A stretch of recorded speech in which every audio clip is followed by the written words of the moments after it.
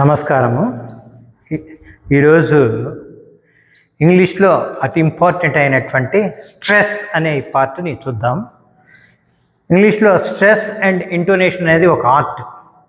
Stress అంటే ఒక పదంలో ఒక సిలబల్ని నొక్కి పలకడం, అలానే సెంటెన్స్లో అయితే కొన్ని పదాలని నొక్కి చెప్పడం, అంటే ఫోర్స్గా చెప్పడం, ఎంఫసైజ్ చేయడం, దీన్ని స్ట్రెస్ అని అంటారు.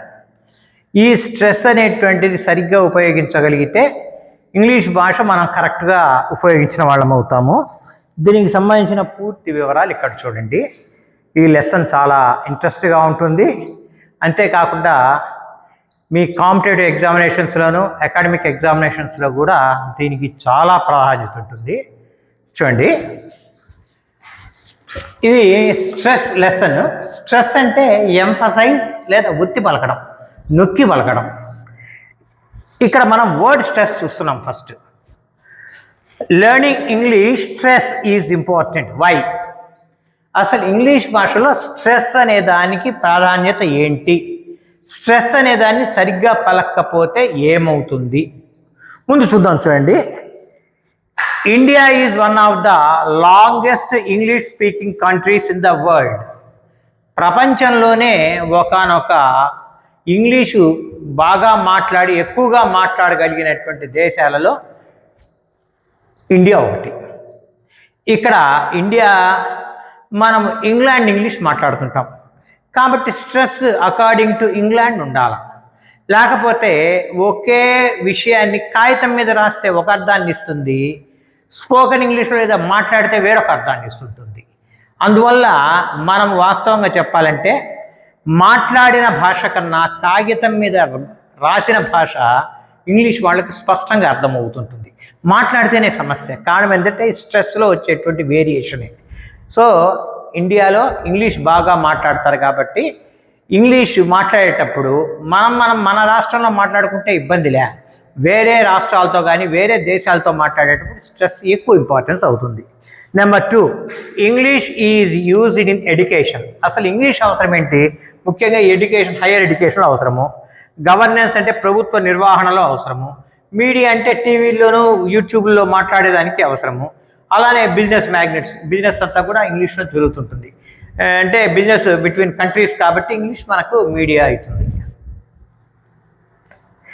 3, linking language between states of India and different nations. వేరువేరు దేశాల మధ్య చాలా ఎక్కువ ప్రాధాన్యత వస్తుంది. ఈ స్ట్రెస్ సరిగ్గా ఉపయోగించకపోతే అర్థాలు మారిపోతాయి. Number 4, for IT employees. ముఖ్యంగా ఐటీ ఎంప్లాయీస్ సంగతి మీకు తెలిసిందే.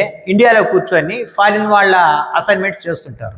మరి అలాంటప్పుడు మనం వాళ్ళకి అర్థమయ్యేటట్టుగా, వాళ్ళు మనకు అర్థమయ్యేటట్టుగా మాట్లాడాలంటే యాక్సెంట్ లేదా ఈ స్ట్రెస్, మాట్లాడే విధానం ఒకటిగా ఉండాలి. ఇది మనం నేర్చుకోవాలి. ముఖ్యంగా ఇన్ఫోసిస్ లాంటి ఐటీ కంట్రీస్ ఈ స్ట్రెస్ తర్వాత ఇంటోనేషన్ ఉండే విధంగా అసలు లాంగ్వేజ్ నేర్పిస్తున్నాయి. కారణం అదే, వాడు ఇంగ్లీష్ బాగానే నేర్చుకున్నాడు కానీ స్ట్రెస్ ఇంటోనేషన్స్లో తేడా వస్తే ఎదుటివాడికి అర్థమయ్యేటట్టు చెప్పలేము. అది ముఖ్యమైన పాయింట్. ఇక్కడ చూడండి, stress, word stress and sentence are core features of spoken English. Spoken English, written English. Written English అంటే కాగితం మీద రాసే ఇంగ్లీష్. స్పోకెన్ ఇంగ్లీష్ అంటే ఇది మాట్లాడేది. So there are two different skills, writing English and spoken English. Misuse or neglect use of stress leads misunderstanding between speakers.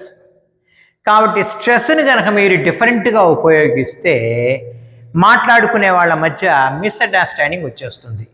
అవగాహన లోపం వస్తుంది. సరిగ్గా అర్థం కాదు విషయం. అది ముఖ్యంగా. అందువల్ల మనము దీన్ని జాగ్రత్తగా నేర్చుకోవాలి. చూడండి, ఇక్కడ సింపుల్గా చెప్తున్నాను. What is stress in English? ఇంగ్లీష్లో స్ట్రెస్ అంటే ఏంటి?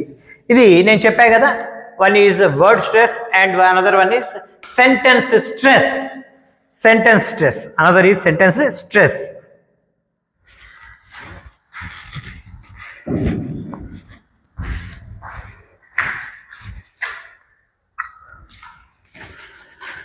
Word stress and sentence stress.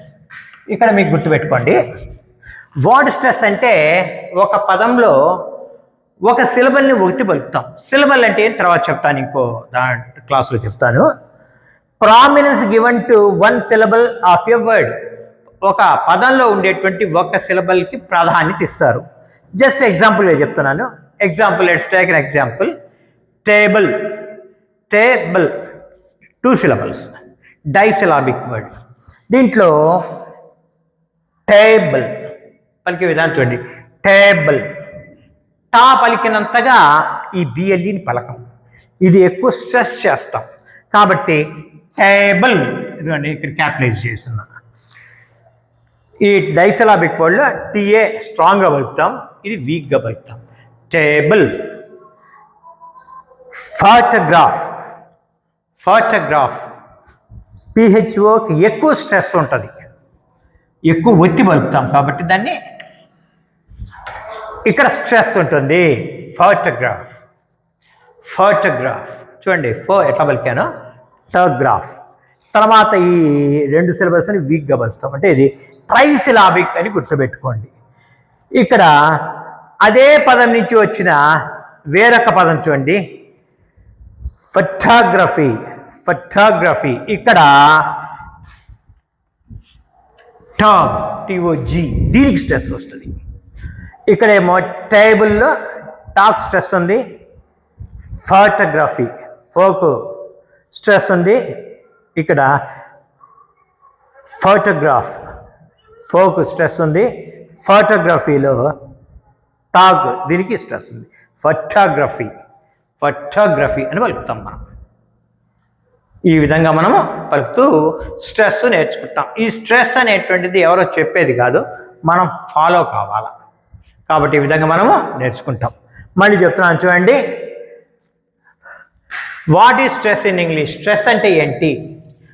కొంచెము ఫోర్సుగా అదనంగా ఎంఫసైజ్ చేస్తూ పలకడాన్ని స్ట్రెస్ అంటారు. ఇందులో వర్డ్ స్ట్రెస్ అంటే ఒక పదంలో వచ్చే స్ట్రెస్, సెంటెన్స్ స్ట్రెస్ ఒక వాక్యంలో కొన్ని పదాలని స్ట్రెస్ చేసి పలకటం. ఉదాహరణ చూడండి. Prominence given to one syllable of a word. వర్డ్లో ఉండేటువంటి ఒక సిలబల్కి ప్రాధాన్యత ఇస్తాము.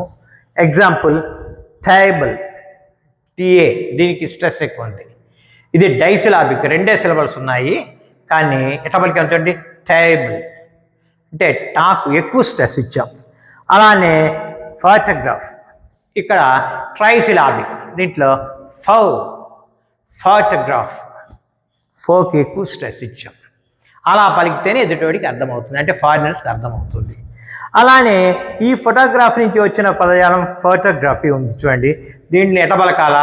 Photography, photography. మరి చూడండి ఫోటోగ్రఫీ అని పలకాల.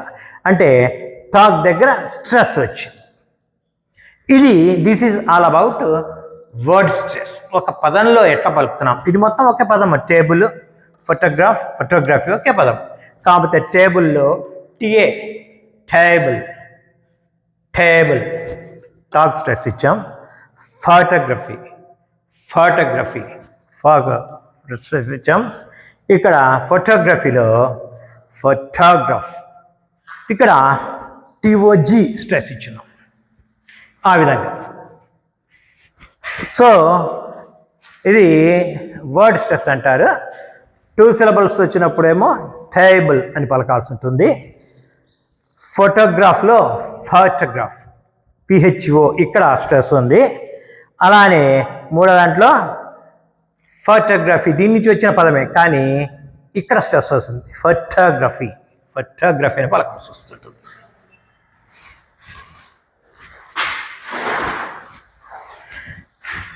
This is all about word stress. తర్వాత సెంటెన్స్ స్ట్రెస్ అంటే ఏంటి? చాలా important. The emphasize on keywords in a sentence. ఒక వాక్యంలో కొన్ని పదాల మీద స్ట్రెస్ పలికినప్పుడు దాని అర్థం మారుతుంది. ఉదాహరణకి best example, I didn't say he stole the money. ఇక్కడ డిడ్ నాట్ కింద, స్టోల్ కింద, మనీ కింద కూడా ఎక్కడైనా స్ట్రెస్ చేయొచ్చు. మొదటిసారి డిడింట్ దగ్గర కనుక మనం స్ట్రెస్ చేసామంటే వాడు దొంగిలించలేదు అని, అంటే వాడు దొంగిలించాడని నేను చెప్పలేదని. సో ఇక్కడ దాని అర్థం ఏంటంటే వాడు దొంగిలించాడు అని నేను చెప్పలేదే, ఐ డిడ్ంట్ సే, నేను చెప్పలేదని వస్తుంది. అదే గనక ఇక్కడ స్ట్రెస్ కాకుండా స్టోల్ దగ్గర స్ట్రెస్ ఇచ్చామంటే ఆడియన్సే ఈ స్టోల్ ద మనీ. అక్కడ కనుక స్ట్రెస్ ఇచ్చి మాట్లాడామంటే వాడు డబ్బే దొంగిలించాడని నేను చెప్పలేదే అన్న భావన పోతుంది. ఈసారి స్ట్రెస్ని తీసుకెళ్ళి ఇక్కడ కూడా కాకుండా మనీ దగ్గర స్ట్రెస్ పెట్టామంటే ఆడియన్సే హీ స్టోల్ ద మనీ, వాడు డబ్బు దొంగిలించాడని నేను చెప్పలేదే అంటే ఇంకేదైనా దొంగిలించి ఉండొచ్చు, డబ్బు దొంగిలించాడని మాత్రం నేను చెప్పలేదు. సో ఇక్కడ పెట్టినప్పుడేమో దొంగిలించలేదని అర్థము, దొంగిలించాడా అన్న అర్థం వస్తుంది, డబ్బు దొంగిలించాడా నేను చెప్పలేదని అర్థం వస్తుంది. కాబట్టి మూడిట్లో ఆ స్ట్రెస్ మార్కుల వల్ల 3 డిఫరెంట్ మీనింగ్స్ వస్తుంటాయి. Thank you. మీకు ఈ వీడియో నచ్చితే లైక్ చేయండి, షేర్ చేయండి, సబ్స్క్రైబ్ చేయండి, అలానే బెల్ ఐకాన్ని కూడా నొక్కండి. జై హింద్.